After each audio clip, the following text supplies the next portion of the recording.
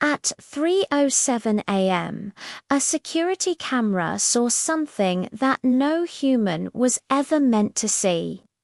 Welcome to Grey Hollow, a town so quiet it's almost forgotten, with only 800 residents, 2 gas stations, and a single blinking traffic light. It's the kind of place where nothing exciting ever happens. Outsiders call it peaceful. The locals, however, call it eerie. Because sometimes peace is just a mask for something much, much darker. At the very edge of town sits the Hawthorne Storage Building.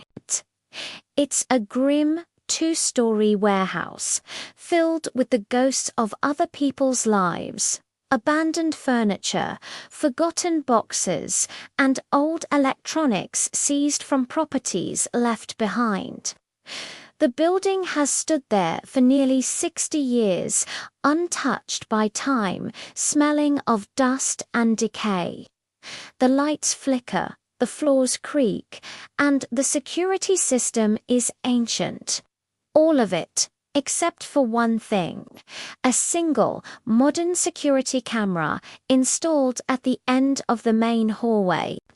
Its unblinking eye fixed permanently on storage room 13. The workers call it the unlucky room, but no one ever explains why. Our story follows Sam Archer, a 34-year-old night watchman. His job was simple: monitor the cameras from 11 p.m. to 5 a.m. He'd been there for 6 months, long enough to get used to the unsettling silence, but not long enough to stop believing in logical explanations. The night of September 14th was a typical stormy night. Rain drummed against the tin roof like 1,000 tiny hammers. Sam sat in his booth, sipping cheap, lukewarm coffee, flipping between camera angles. 12:45 a.m. The loading dock was empty. 1:30 a.m. The parking lot was clear. By 3 a.m., even the stray cats had vanished, driven away by the storm. Sam leaned back in his chair, muttering to himself, "Just another boring night." He was wrong. At exactly 3:07 a.m., everything changed. The first sign was a glitch. The feed from the main hallway camera suddenly dissolved into static.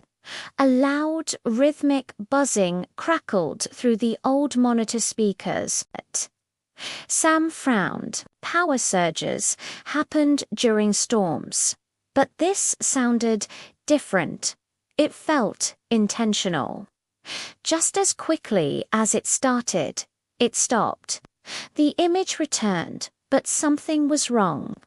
The hallway, which should have been pitch black, aside from a few dying ceiling lights, was now faintly illuminated. There was no source for the light, but it was just bright enough to make him lean closer, and that's when he saw it. Something moved. At the far end of the hall, right by storage room 13, a thin, dark figure slowly stepped into view. It was short, maybe 5'2" at most, and it stood unnaturally straight, as if suspended by invisible strings. Sam's first thought was trespasser. He reached for his radio, his fingers hovering over the button, waiting. Then the figure turned its head, not its body, just its head. It rotated a full 180 degrees, a slow, deliberate crunch that made no sound. Sam's heart slammed against his ribs. He almost dropped his coffee. Then the thing began to walk towards the camera. Its movement was completely unnatural. It didn't walk, it glided. Like a chess piece being slid across a board, its feet never lifted from the floor. No footsteps echoed through the empty hall. No shadow trailed behind it. Sam stared at his monitor, confused. The camera's motion sensor wasn't even picking it up. According to the system, there was nothing there. No, that's not real, he whispered, rubbing his eyes, praying it was a trick of the light. But it was still there, gliding closer, inch by agonizing inch. As it passed under one of the flickering ceiling lights, the horrifying details came into focus. Its skin was pale, like wet paper. It had no nose, just two faint, dark holes. Its mouth was a wide, unmoving gash, carved into a permanent smile, and its eyes were just empty sockets, blacker than the shadows around it. But the worst part, the part that made Sam's blood run cold, was that there was another face on the back of its head, like a mask stapled on backwards, and both faces were smiling. He couldn't breathe, his lungs felt frozen. The figure stopped directly in front of the camera, its horrifying face filling the entire screen. Slowly, it raised a hand. Not to wave, not to threaten, but to point. One bony finger pressed against the camera lens from the other side of the glass. The image blurred where it touched. It knew exactly where he was. It knew he was watching. Then, a sound came through the monitor's speakers. It wasn't static this time. It was breathing. A long inhale, a pause, another inhale, a pause. But there was never an exhale. It was just breathing in, as if waiting to pull the very air from his lungs.